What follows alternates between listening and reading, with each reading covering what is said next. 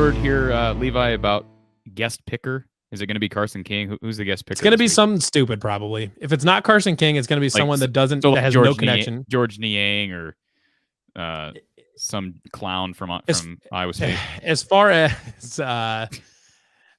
if it was going to be an Iowa State person, why not just have Matt Campbell? Why not just have Matt Campbell run up there? If it was going to be a specific an Iowa State person, it would probably, if it's not Carson King, Jamie Pollard. It would probably be either Seneca Wallace or Tyrese Halliburton.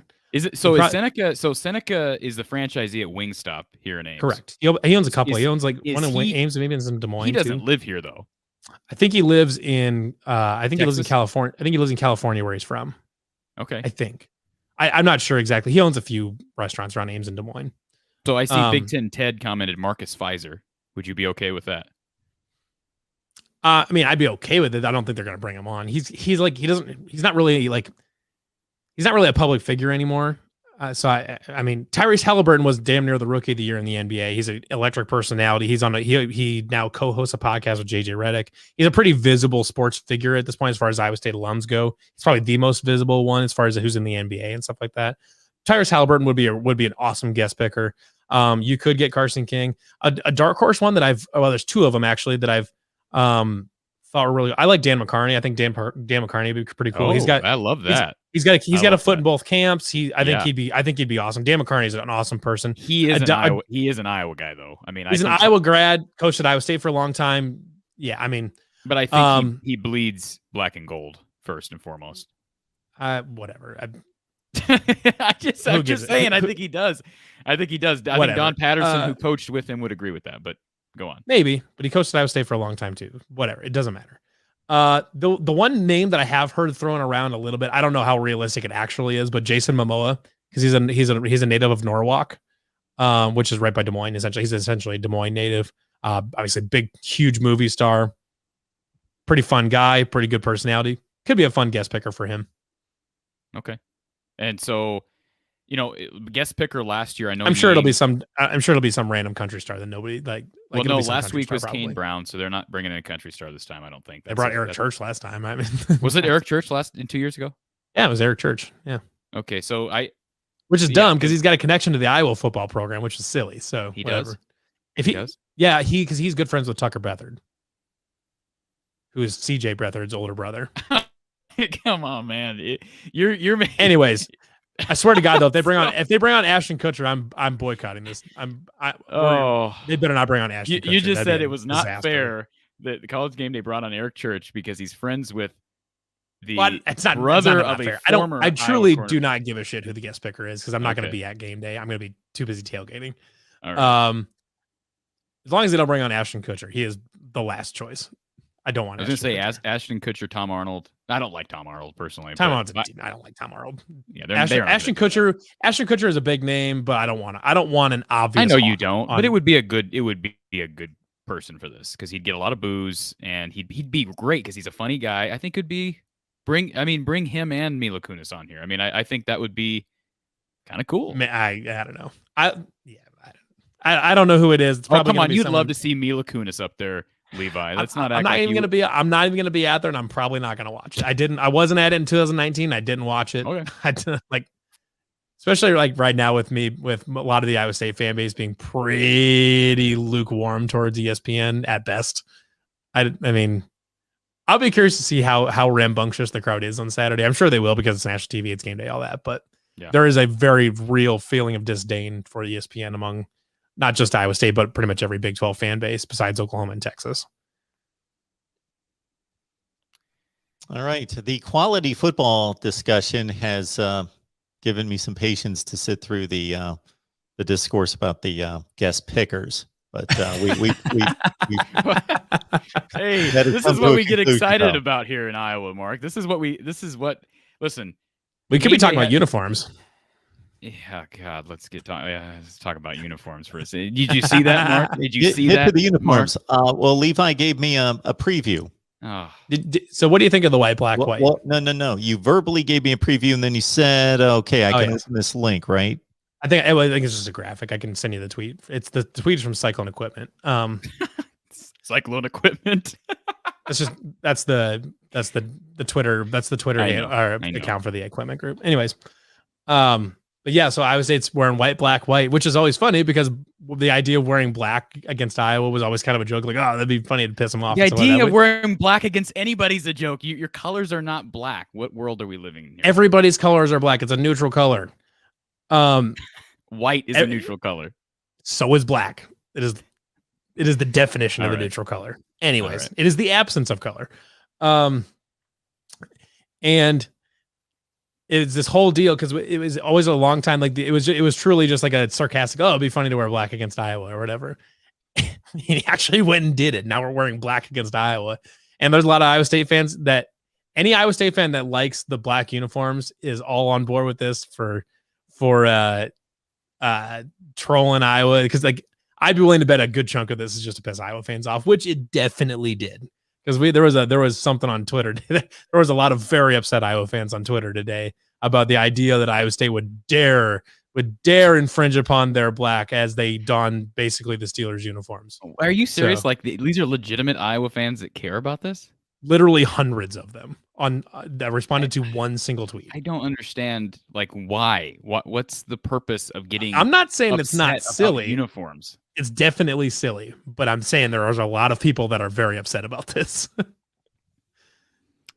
Possibly our question of the night comes in from Adonbe, who says, Iowa State, why is this relevant? It's not. You don't have to watch. Adonbe, I hope you're kidding. I hope. Adonbe joins us on a regular basis. I think they know their college football. I think. And so they're just poking the bear a little bit. I think. So are we making picks here, Mark, or are we? Let's do it. Make your picks. My picks will be available on Patreon, everyone. They will be right there. But otherwise, if you two would like to make your predictions here, I would be honored. Otherwise, point people to where they can find them. What are we doing, Levi? Let's make picks on this thing. I'm happy to repeat my picks on my podcast tomorrow. Yeah. All right. You go first. I've got Iowa State in this game. Okay. I'm not a homer. I am a homer, but I'm not letting it blur reality here. I'm concerned with quarterback still. Concerned with the offensive line. I think Iowa will be able to keep this a very low-scoring game. I'm not going to give my score prediction here. People can go over to the podcast for that, From the Hawkeye of the Storm on YouTube or Spotify, wherever you listen to podcasts. But I do think it's going to be an issue. And I think I'm not the skill position stuff, the tight ends, all this, Milton, Hutch, that doesn't concern me. Breece Hall, obviously, that should concern anybody. I think Iowa's defense is going to keep them in this game. But I just worry if Iowa can't generate points defensively. And maybe they will. Maybe they will generate points defensively. That's certainly possible. And if they do that, certainly that changes things. I would love to pick Iowa. I'm going Iowa State in a close one in Ames. Do you have a score, or are you just going to... I'm going to leave that for my viewers to... Fair anybody enough. Wants to go over to the podcast, they can get my score. Fair enough. I'm largely in the same boat. I think as much as I would love Iowa State to win by 100, they're probably not going to. It's kind of weird because this game... The Cyhawk game is generally really low scoring, or it just will randomly jump up into the 40s for no reason at all. It'll jump up to 44, 41 for no reason at all. Well, you do have the quarterback that just was ridiculous. What's the guy that transferred to Georgia? He transferred Jacob Park. He transferred from Georgia. Jacob Park. Yeah. Well, the funny thing is the story out of that game was Dave Montgomery going bananas. Yes. That he was crazy that yes, game. And I would say should have won that game, but because it was that crazy Akron Wadley run at the end. Yeah. That buried a stake in my heart. The last two games in Ames, Iowa State should have won both of them, but they didn't. Anyways, I think defenses are largely on par with each other. They do things differently, but largely on par with each other as far as overall quality goes. I think Iowa State's offense has a higher ceiling and probably a higher floor. Just because of the talent that you have at the really important positions. You get quarterback, offensive line, running back. They've got a running game that you can sit, you can rely back, you can fall back on. You can give Breece Hall 30 carries and just punch.